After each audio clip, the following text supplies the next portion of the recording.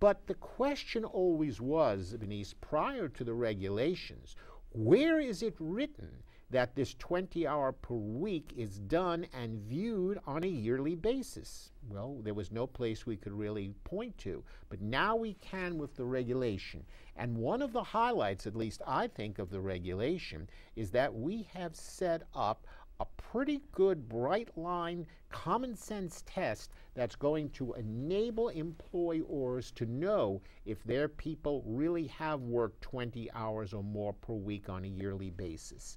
We basically start by saying, upon hire, does the employer reasonably expect that employee to work 1,000 hours for the ensuing 12-month period? So right away, two things have been created. We talk about 1,000 hours, and we talk about ensuing 12-month period, which shows that that's the period of time we use to test this ordinarily works 20 hours or more per week.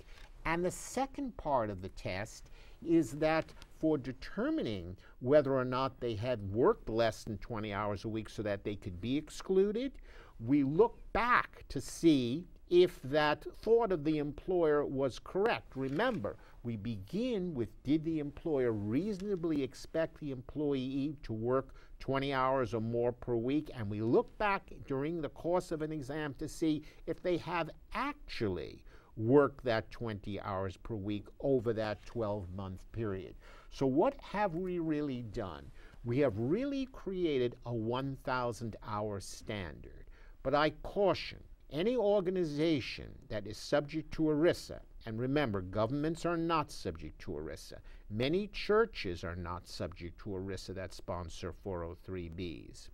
But any organization that is subject to ERISA should really look at a section of the regulations that specifically deals with this, because if you're subject to ERISA, a bright line 1,000-hour test may well run afoul of some of the ERISA rules.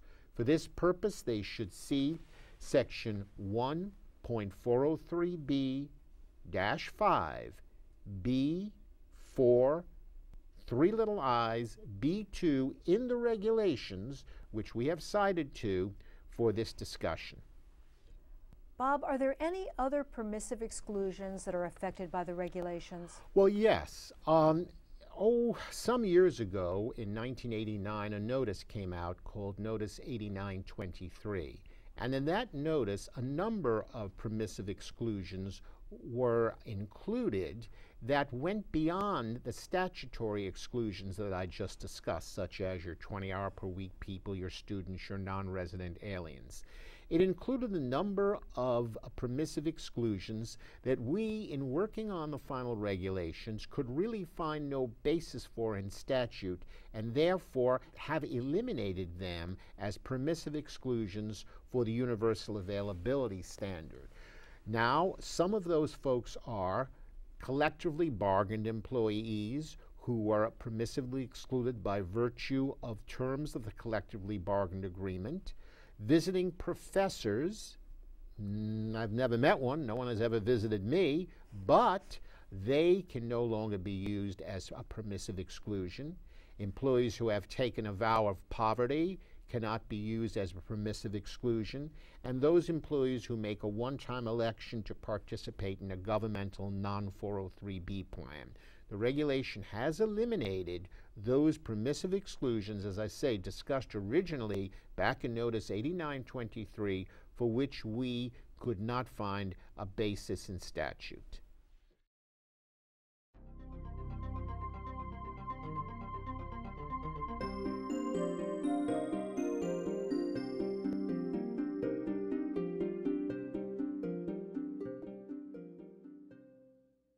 What about non-elective non-discrimination?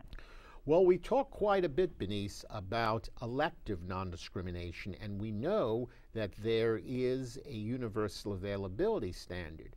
But contributions to 403B can take several forms. Elective deferrals is but one of them. Remember, we talked about there's a limit within a limit, there's an overall limit. And in regard to the dollars between those elective deferrals and the overall limit, there are other type of contributions. For example, employee or non-elective contributions such as employer matches and employer discretionary and mandatory contributions. These are known as employer non-elective contributions. The Notice 8923, which I earlier spoke of, talked about a reasonable good faith standard applying to these contributions. In other words, if one acted reasonably, they could meet the requirements of non-elective non-discrimination. But what these regulations do is essentially help compliance and enforcement in the following instance. They set up a standard removing reasonable good faith compliance, which means if you're dealing with a non-elective non-discrimination in 403B and you're a non-governmental sponsoring entity of the program, you would have to deal with, if you had a matching contribution, the rules of 401M as if you had a qualified plan, and the rules of 401A4 in regard to discretionary or mandatory employee or non-elective contributions to see if you satisfy the non-elective contribution non-discrimination rules. Now again, and I can't emphasize enough, these are not relevant for governments, but for non-governments, we like to say that post-Notice 8923 reasonable good faith compliance, 401M means 401M and 401A4 means 401A4.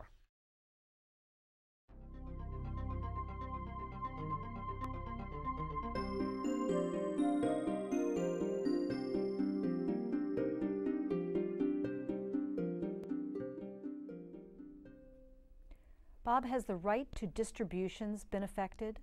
Well, actually it has, but in a small sense. In 403B, when contributions are made, you just can't take them out. It's not a checking account or a savings account that you're in and out of. Essentially, it's a retirement program.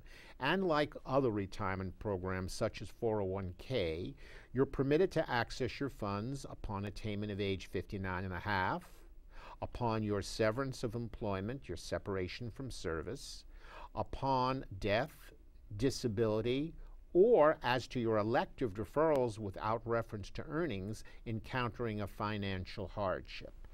However, there was one area in 403B where amounts that were included in your accrued benefit were not subject to any distributions as to when they could be taken out. Before the regulations, the Internal Revenue Code provides that as to custodial accounts, all amounts, both your elective and non-elective deferrals and employee or non-elective contributions, are subject to the requirements of what I was just saying, 59 and a half, separation from employment, etc. But as to a 403B annuity, non-custodial account funding, your non-elective contributions, strangely enough, did not seem to be subject to any distribution restrictions. Nothing said that these non-elective contributions that had been made to a 403B annuity could not be taken out prior to any specific date. So what the regulations do is restrict these amounts in the same manner as if we were dealing, for example, with a profit-sharing plan. Now these non-elective contributions to your 403B1 annuity can only be distributed after, for example, severance from employment, occurrence of a specific event such as a number of years, attained stated age, or disability. So now this completes the circle, and all amounts that have been contributed to 403B, both custodial accounts and annuities, are subject to distribution restrictions.